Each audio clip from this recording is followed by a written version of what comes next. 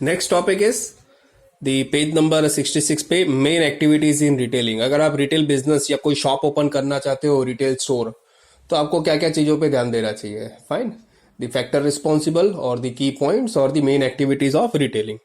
So first is choosing a location. Store के लिए location choose करना बहुत ही इंपॉर्टेंट होता है, क्योंकि आप वही लोकेशन चूज करोगे जहां पे बंच ऑफ कस्टमर, ठीक है, लार्ज नंबर ऑफ कस्टमर को आप सर्व कर सको, तो वो अट्रैक्टिवनेस होता है। और सारी फैसिलिटीज भी वहां पे अवेलेबल होनी चाहिए और क्लोज टू कस्टमर, यानी कि कस्टमर के नजदीक होना चाहिए। रिटेल स्टोर तभी चलते हैं जब कस्टमर को उनके आसपास ही प्रोडक्ट्स मिल जाती है। सेकेंड है gaining customer insight and managing customer relation.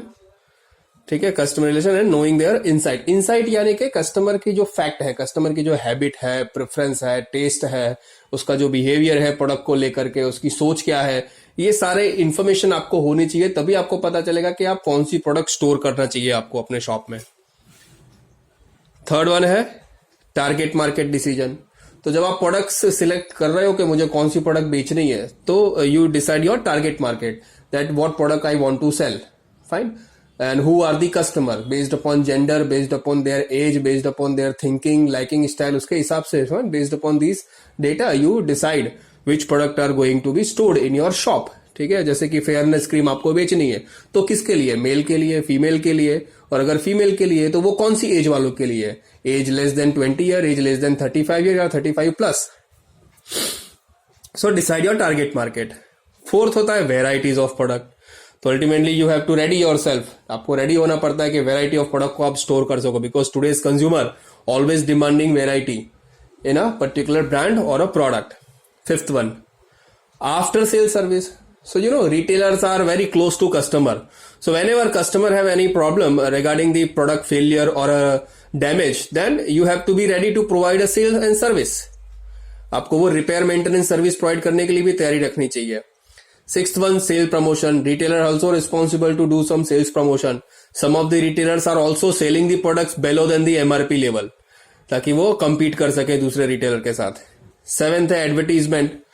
तो रिटेलर्स को एडवर्टीजमेंट स्पेस भी प्रोवाइड करना चाहिए, ताकि कोई नई प्रोडक्ट आती है तो उसका information, banners, stickers, posters, hanging cards, ये सारी चीजें आप अपने रिटेल स्टोर पे लगा सके, तो जहां पे कस्टमर परचेस करने आता है तो उसका ध्यान इन सब चीजों पे जाए।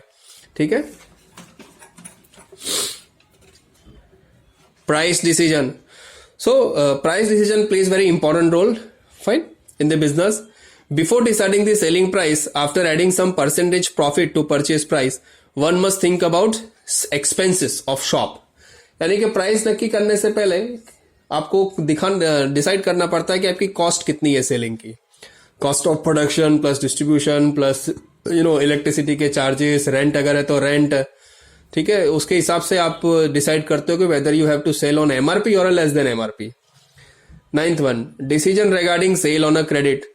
सो retailer also have to take decision that whether they are ready to sell on a credit और नॉट। क्योंकि लोकल कस्टमर रहते हैं जिनको आप जानते हो, तो आप रेडी हो जाते हो 15 से 20 दिन के लिए, 10 दिन के लिए क्रेडिट पे उसको बेचने पे, या तो पर मंथ के लिए भी, कि पुराना बिल दो और नया बाकी का ले जाओ और ये बिल अगले महीने देना। ये 10th वाला मैंने कैंसिल किया हुआ है, ठीक है, ये थोड़ा अटपटा, ये नहीं आएगा इसमें, इसको मत करना, थोड़ा कॉम्प्लेक्स है। 11th, customers information. So retailers are very close to customer, fine, and they have all the information regarding the customer, taste, preference, habit, their ability, their buying power, life style, everything. बड़ी बड़ी कंपनियां भी retailers के पास से customer की information grab करती हैं, ठीक है, कलेक्ट करती है। 12th है building customer relation and simple loyalty programme.